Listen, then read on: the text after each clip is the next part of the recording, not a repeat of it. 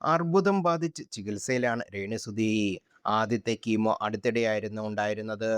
അതിനുശേഷം ഛർദ്ദിച്ച് അവശയായ രേണുവിനെ ഐസിയുവിലേക്ക് മാറ്റിയെന്ന വാർത്ത കഴിഞ്ഞ ദിവസമാണ് പുറത്തു വന്നത്.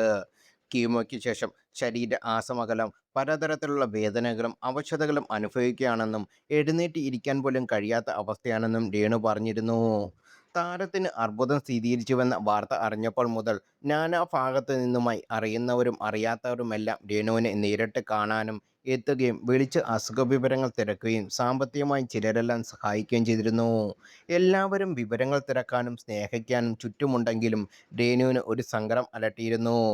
തൻ്റെ വളർത്തുമകനായ കിച്ചു ഇതുവരെയും തന്നെയോ വിളിക്കുകയോ കാണാൻ വരികയോ ചെയ്തിട്ടില്ല എന്നതായിരുന്നു രേണുവിൻ്റെ സങ്കടം.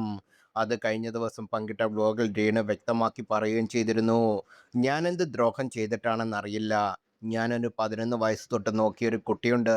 അവൻ ഇതുവരെ തിരിഞ്ഞു നോക്കിയിട്ടില്ല. ഞാനിത് പറഞ്ഞാൽ വലിയ വിവാദമാകുമെന്ന് എനിക്കറിയാം. പക്ഷെ വിവാദമാക്കാൻ പറഞ്ഞതല്ല. അവനോട് എനിക്ക് കുഴപ്പമില്ല. ക്ഷമിക്കുക. ആരും അത് വിവാദമാക്കരുത്. എൻ്റെ റിതപ്പൻ എന്നെ അന്വേഷിക്കുന്നുണ്ട്. ഒരുപാട് പേര് എന്നോട് കിച്ചു വന്നു എന്ന് ചോദിക്കുന്നു. ഇല്ല വന്നിട്ടില്ല, വന്നു എന്നൊക്കെ വ്യാജ വാർത്തയായിരുന്നു. എന്തോ ആകട്ടെ. കിടക്കയിൽ കിടക്കുമ്പോൾ ഒന്ന് വന്ന് കാണാൻ ആർക്കെങ്കിലും ആഗ്രഹം കാണില്ലേ?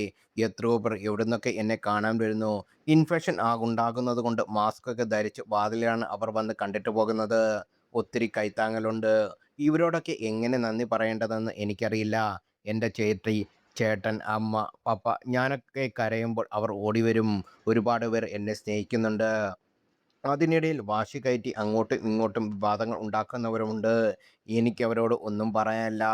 ആർക്കും ഈ രോഗം വരരുത് എന്നാണ് ഞാൻ പ്രാർത്ഥിക്കുന്നത് എന്നാണ് രേണു പറഞ്ഞത്. രേണുവിൻ്റെ ഈ വീഡിയോ കൂടി വന്നതോടെ കിച്ചുവിനെ സോഷ്യൽ മീഡിയ പേജിൽ എല്ലാം നിറയുന്നത് രേണു ആരാധകരുടെ വിമർശനങ്ങളും ശകാരങ്ങളും ഉപദേശമാണ്. ഇപ്പോഴിതാ വിമർശനങ്ങൾ പെരുകിക്കൊണ്ടോ എന്തോ രേണുവിനെ കാണാൻ പോകുമെന്ന സൂചന നൽകുന്ന തരത്തിൽ ഒരു വീഡിയോയുമായി കിച്ചു എത്തിയിട്ടുണ്ട്. അപ്പോൾ എന്തായാലും പോകാൻ തീരുമാനിച്ചു. വിഷമമുള്ളവരെ വിഷമമൊക്കെ അങ്ങ് തീരട്ടെ. പോയിട്ട് വന്ന ശേഷം ബാക്കിയുള്ള കാര്യങ്ങൾ ഞാൻ പറയാം എന്നാണ് പുതിയ റീലിൽ കിച്ചു പറഞ്ഞത്. ഇങ്ങനൊരു വീഡിയോ ഒക്കെ ചെയ്ത ശേഷം കിച്ചു രേണുവിനെ കാണാൻ പോകുന്നത് ശരിയല്ലെന്നും റീച്ചിന് വേണ്ടി ചെയ്തതുപോലെ തോന്നുന്നുമെന്നാണ് ഏറെയുള്ള പ്രതികരണങ്ങൾ വന്നത്. ഇതും പറഞ്ഞിട്ട് നീ എന്തിനാണ് പോകുന്നത്? ഇതിലും നല്ലത് പോകാത്തതല്ലേ? അവരുടെ ഈ അവസ്ഥയിൽ നീ സന്തോഷിക്കുവാണോ? അസുഖം ആർക്കും വരാം. നിനക്കും എനിക്കും ആർക്കും. അതുകൊണ്ട് ഈ സമയത്ത് ഇങ്ങനെയുള്ള വീഡിയോ ഇടേണ്ട ആവശ്യമില്ലായിരുന്നു.